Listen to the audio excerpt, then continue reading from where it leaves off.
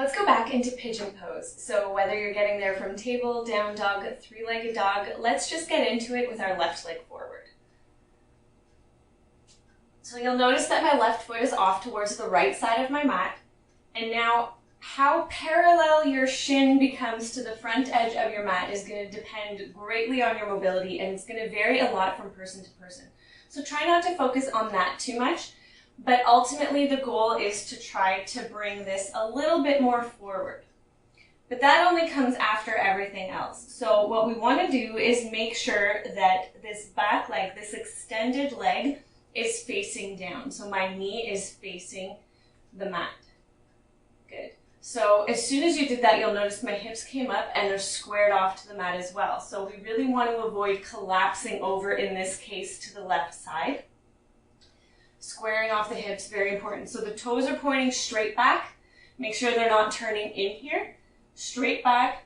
And if I press into the top of the leg to the top of the foot, the whole leg lifts up. Okay, we're just going to allow it to rest down. If we want to widen our hips here, we can shimmy that back foot just a little bit to help us widen up. So now that I'm here, if I can bring this leg a little bit more parallel to the front edge of the mat, I will. Otherwise, allow it to just stay where it wants to.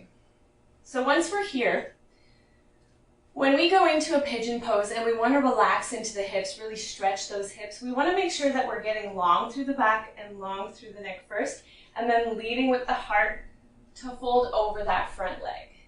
And then once we're here, this is our passive stretch. Good. And we can just stay here for as long as we want to, or if you're ever in pigeon pose and you feel like you want to play around, there's a lot of things that you can do from here. You can go into an active hip stretch, which would mean lifting the arms and not resting down onto the mat. And you'll notice right away when you do this, a lot of things tighten up here to support you. If you're working on back bends, you can press your hands down into the mat, lift the chest, make sure to keep those shoulders down and back away from the ears, and press up. Gradually bringing your gaze up and working that back bend. If your legs are particularly tight, specifically your quads, you can bring that left hand in to the inside of that front knee, raise the back foot, and give it a little tug. Same hand, same foot, and you'll notice a nice stretch all along the quad. And if you can't reach that foot, that's fine. You can already start to play around with that shape here just by lifting and lowering the foot. If you want to get a little bit deeper into that quad stretch, maybe get a really nice twist out of it as well, you can go to the other side. So the right hand plants firmly to the inside of the front knee. We twist to the left, pick up that foot, and pull it in.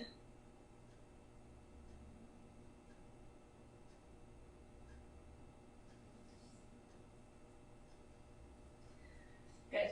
These are all things that you can do from pigeon to release pigeon. Lots of different ways to do it. Just like getting into the pose, you can come straight back to table, or you can curl those back toes under, press up to down dog.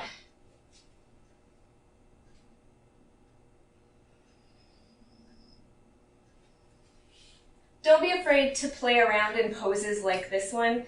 This is your practice after all. Especially when you're working from home, you can take the time to pause the video, listen to your body, and move it the way that it wants to.